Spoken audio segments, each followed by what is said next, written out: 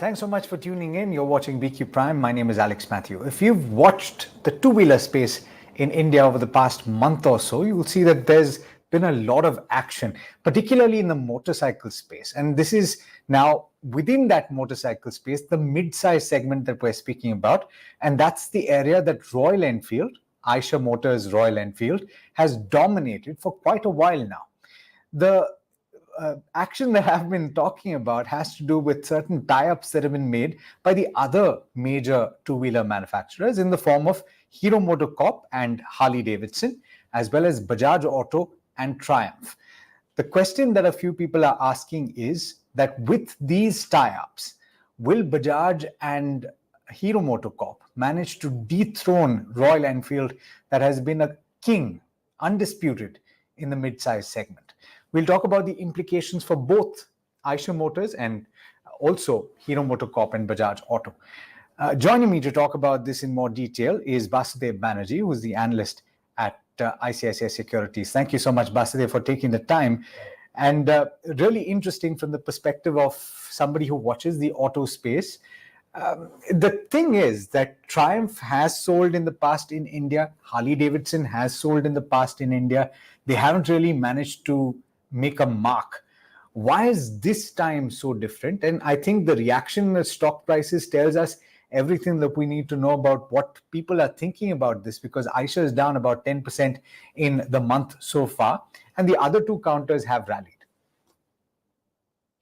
Yeah, surely, Alex. So I will segregate the aspect of stock price movement with the businesses, because nowadays stock price movements are too fast on either side.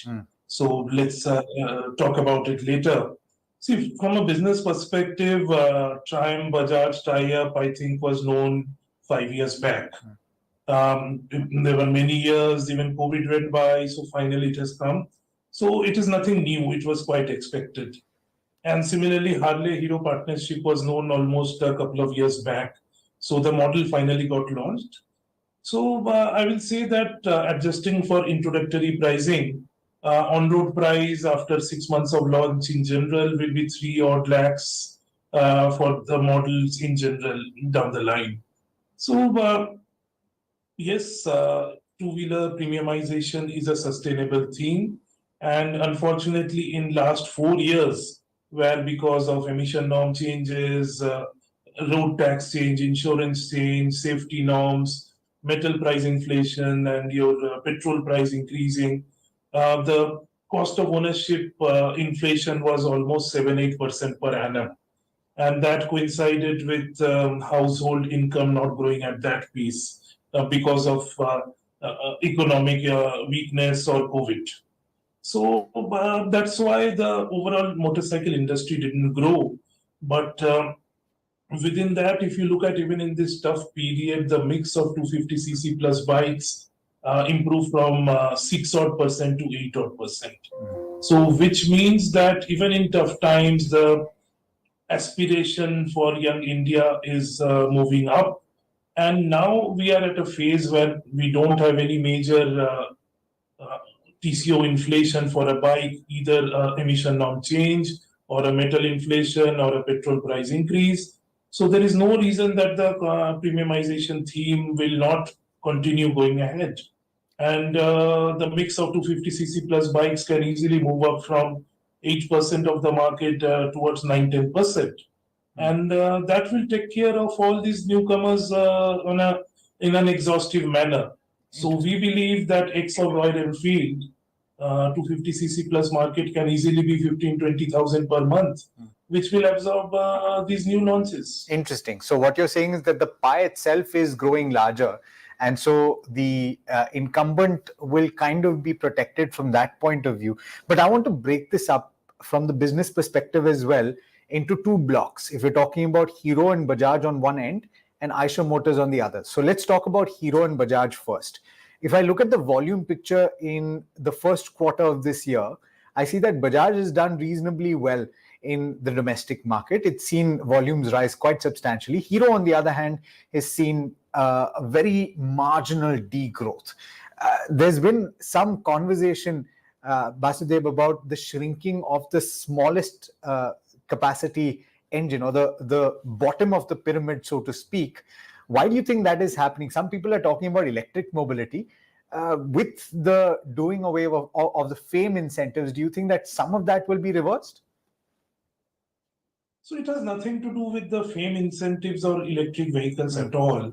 I will give you an analogy. So for example, if you look at the industry numbers 5 years back, pre-COVID, for a Wagoner Alto Celerio segment for Maruti, and you look at the segment of 15 lakh plus on-road models. Today, if you look at SUV segment, contributes almost half of the market, which used to be 35% of the market 5-6 years back. Average ASP of the car market in India growing by almost 14-15%, even independent of metal inflation. Sheerly because people are moving up the curve. People are not willing to buy a sub 6 lakh car anymore. People are happy to buy a 15 lakh, 20 lakh, 25 lakh on road. You see the top end variant contributing 50-60% of the model sales. So if such transformation has happened in the car market over the last 5-6 years, why the two-wheelers should be left behind? Why India should only follow a 100cc model as such? Where if you look at Vietnam, Thailand, Indonesia, in those markets, 350cc plus contributes almost 14-15% of the market size. In India, for overall two-wheeler market, we are hardly 4-5% of volume mix in the 350cc plus category. So that has a long way to go as people's aspiration moving up. 3-year loan book moving to 4-year, 5-year loan availability, financing penetration moving to the rural markets, new models like X440 or Speed 400 coming to give more alternatives to customers. And Royal Enfield portfolio also, if you look at Hunter coming in, the refresh Bullet expected to come, Classic refresh came in, new Himalayan going to come. So portfolio expansion, diversification, customer aspiration, and financing penetration all combined together should push up the markets in coming years. Okay. And coming to your question of and the question which you asked between Hero and Bajaj, Hero is still rural market centric. For Bajaj, there was a low base last year in the urban markets because of chip supply impacting Pulsar volumes. So now semiconductor supply is recovering. So Pulsar production per month is almost 90,000 a lakh plus. And that's why on the low base, Bajaj growth is looking higher. And also exports for Bajaj gradually trying to recover back. For Hero, it is pure play rural phenomena. So with monsoon doing well, festive season being in October this year, Hero retails are already steady. So it is a wholesale number what we are speaking about. Yes. So it's a matter of a couple of months, Hero wholesales will pick up. Yeah, so I was looking at the 3-month period and I was assuming that perhaps dispatches would kind of give you a picture of demand as well. But I take your point entirely. The question is, and moving forward from that premiumization and setting the context for that, according to you, and you've pointed out that the pricing is going to increase to that 3 lakh number. There is aspiration very clearly, Basudev, but the question is, will the Indian that is able to buy a Royal Enfield at less than that 3 lakh number continue to gravitate towards the new entrants, and therefore will Hero and Bajaj get a lot of mileage from this tie-up or these tie-ups that they've signed? Surely they will be getting mileage because of the tie-ups, and that has been the purpose. So a large market cannot remain dominated by a single player for decades. Sure. So like Maruti was the leader with 50% plus market share. Now Kia as a new player has emerged. Mahindra in its new avatar has emerged quite aggressively. So that happens. So even in this market with Royal Enfield at 95% market share, definitely will pave way for the others. But the real question is whether Royal Enfield themselves will grow. I will say yes. Market in that segment will grow even faster. So that's why it will be an inclusive growth. And the question comes that, 3 lakh on-road Harley up for grabs. So a true Harley lover who is used to buy a Harley for 10-15 lakhs know that this is an indigenized Harley. Yes. So I'm not saying that it's good or bad, Yeah. but definitely it's different, a single cylinder stuff. Yeah. So it is the pie of market who are Royal Enfield buyers at the upper end of the Royal Enfield pricing, who for the tag hardly ready to shift to the X440 will be the customers who will be shifting. But on the other side, the growing market will also create new customers who will be happy to buy a Royal Enfield Hunter or a Classic, where on road price will be 2 lakh, 2,30,000. So that's how it will be growing a market for all as such. So it's not eating into each other's pie only. So one would assume that theoretically at this point, if that share for these two counters, and I'll come to Royal Enfield in just a bit, for these two counters, if that volume mix changes in favor of premium vehicles, there is margin expansion on the cards, all other factors remaining equal. Not necessarily, because if you look at, see, we are expecting Hero to sell somewhere around 4 to 5,000 units a month of X440. So at that realization, which is almost what, 3x of Hero's portfolio. So if I adjust for that, which means 12,000 units from a value equitable basis, compared to Hero selling 5 lakh units a month. So it's hardly 2.5% of difference. Yeah. And Hero will also be paying a royalty to Harley for this, which is undisclosed. So one should not be confident that the profitability will be above portfolio margin for existing Hero numbers as such. So hardly the move in terms of EBITDA will be on a ballpark basis, it will be sub 3% ideally. Okay. For Hero, yes, the acceptance of premium bikes till date has been not great from the market. So it is the first time a good model from Hero's premium basket coming into the market, and Hero will also be coming out with subsequent platform models on the same platform. So it's wait and watch from that aspect. For Bajaj, who has already in its plate brands like KTM, Huskies, and Dominas, etc. So it is another premium brand on its plate, and it's a sports bike, a high-speed sports bike, not of that cruise bike genre, which is Royal Enfield's main forte. So yeah, it will compete with the high-speed sports bikes, and down the line, definitely the next Scrambler Triumph, which will come during festive season. So one will watch out for that. Basudeb, then on the other side, and the second aspect that I talked about right at the start, is the implication for Royal Enfield. You mentioned that the pie itself is growing, and therefore Royal Enfield's volumes to that extent are protected. But I don't think that you can state that they're not at all worried about the new entrants, right? As the incumbent, you want to protect market share as well.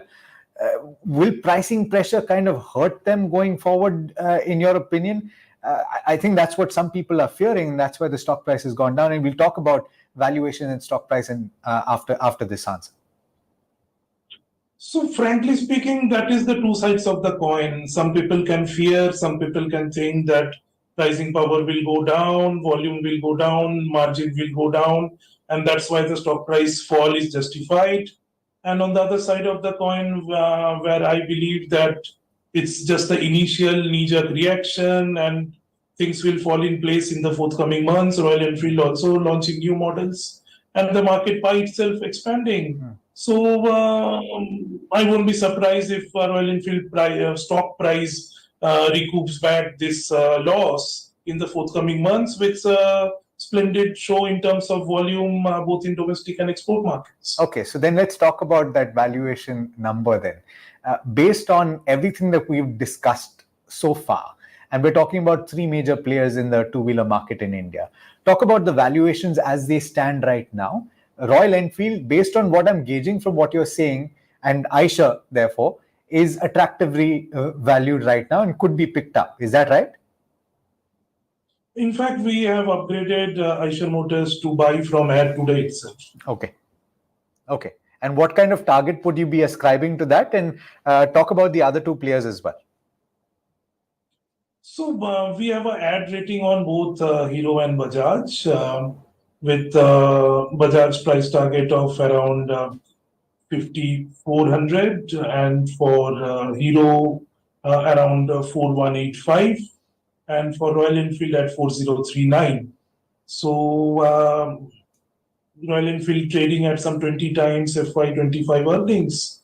So average traded multiple being around 25 times, where we don't see any major change to the 15% EBITDA growth trajectory. Yeah, 25 or 23, that's debatable, but I don't see that this development will take down structurally Royal Enfield's multiple to sub 20 times. Fantastic. So that's the bottom line. Basudeb, thank you so much for joining in, for all of that perspective. And that last answer, I think, is what a lot of the investors in these two-wheeler companies will pay attention to very closely. Thank you for joining in and for speaking to BQ Prime. All right, viewers.